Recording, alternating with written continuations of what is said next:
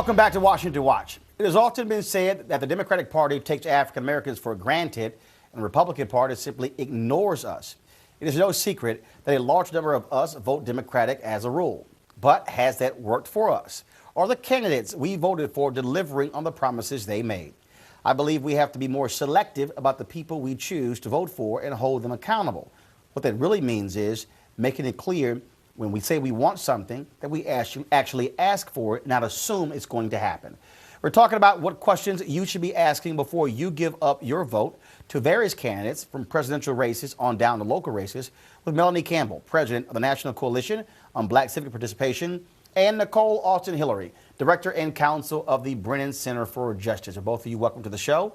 So when it comes to this upcoming election, wide variety of races, federal as well as state and local, what should African Americans be asking of politicians who are coming to them to say, please vote for me, I need your vote?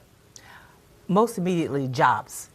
It's an economic issue. And when we say jobs, what does that mean? High quality jobs that are living wage, that you have the ability, and for black women more specifically is what I wanted to kind of focus in on when it comes to us being majority head of households. So that means that we have to have the kind of jobs that can have a livable wage, have the ability to have work, family, life balance if you are a mother and having a family. But when I say what kind of jobs, the reason I want to be more specific. So for instance, we can say jobs, but that's very broad. I think one of the things should technology. I think one of the things should be, though, is saying, okay, when it comes to retraining, when it comes to community colleges, when it comes to making sure the resources are there to actually say, here is the jobs that they need to fill, here's the money to actually retrain them and now put you in a position to do it. Well, one of the things, Roland, with the unemployment rate, being as challenging as it is in the African American community, and black women are being impacted by that, with the kind of jobs that we're losing when it comes to public sector jobs, those are jobs that are mostly held by women. Gotcha. They're talking about teachers. So a good quality job. I don't know any family in my community where I'm from that's not being impacted where my check is everybody's check, gotcha. In the family. So a good quality job and career jobs are one thing, but just in many cases, just a quality job. Nicole. Roland, at the Brennan Center, we focus on some core democracy issues, so that's what I want us to focus on. Voters have heard a lot recently about two major things. One, about how states are enacting laws that make it harder for the average American to vote. Right. They are enacting campaign finance reform. There's more money in politics, and we see that money is influencing politics.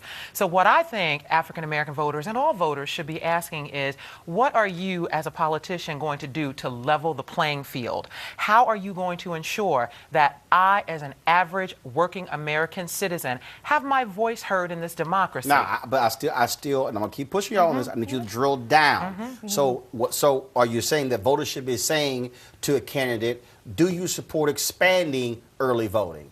Do you again? Yes. Looking at voter suppression laws, Absolutely. and then saying, okay, let me get specific. Absolutely. Because again, that's sort of broad. Absolutely. So what else? Two things. They should be saying to candidates, what are you going to do to protect the Voting Rights Act, one of the key civil rights acts that's going to ensure that my voice in our democracy can still be heard. So in those states where the Voting Rights Act applies, the question should be, are you going to vote to reauthorize the Voting Rights Act? Are you going to vote to reauthorize the Voting Rights Act? And are you going to ensure that your state, if you're a state legislator, are you going to ensure that your state does not continue to pass draconian voter laws that make it harder for me to register to vote and then actually vote? And then I was going to add to that, voter ID issue is going to impact women as well as minorities and seniors. So the issue around voter ID, even what's going on right now, there's still time in some places to address this. So I think the issue that I see from 2008 to 2012, the things that are going to impact us, this voter ID law, women change their names. Right. And so it doesn't take but a few votes to change the outcome. So what's the question you want that voter watching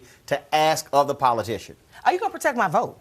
How are you going to protect my vote? Well, but even that, so that's, let me sort of paraphrase. What you're actually saying is, ask the politician, do you support voter IDs or not? Are you for it or against it? Right. Exactly. Right. Exactly. And if you are against it, what steps are you going to take to undo whatever laws might have been passed in that particular state. If you're the governor, are you going to overturn those laws? Are you going to introduce some new legislation that's going to make it easier for me to vote? And keep in mind, for people who are watching at home, these laws are being passed by legislatures. Right, So we're talking here about state rep and state senate folks who are running for office, and also people who are running for governor in these states. And 49 of the 50 states have state races this year. They're electing state legislatures in 49 of the 50 states. So in most, other than Alabama for the South, I believe the only place that's not in the South where most of us live, that's not happening. But in all those other states, that's happening. And so this is an opportunity this year now to ask those elected officials or those trying to challenge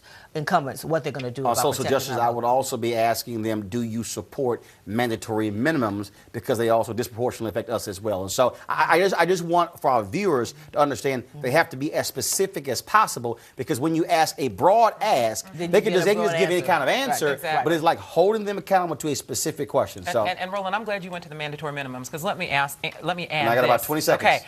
States are spending too much money on jailing folks, and most of those folks look like us. They are black and brown people. Voters need to be asking their legislators as well as their congresspeople and senators, what are you going to do so that less dollars are spent on putting people in prison and keeping people in prison, and what are you going to do to ensure that that money goes to the schools and educating my children? And I got to go, but the people at home, that's also why you got to pay attention to who the folks you're voting for in those judge races and the DA races. All right? Exactly. Melanie, Nicole, we appreciate it. Thanks so much. Thanks, Roland.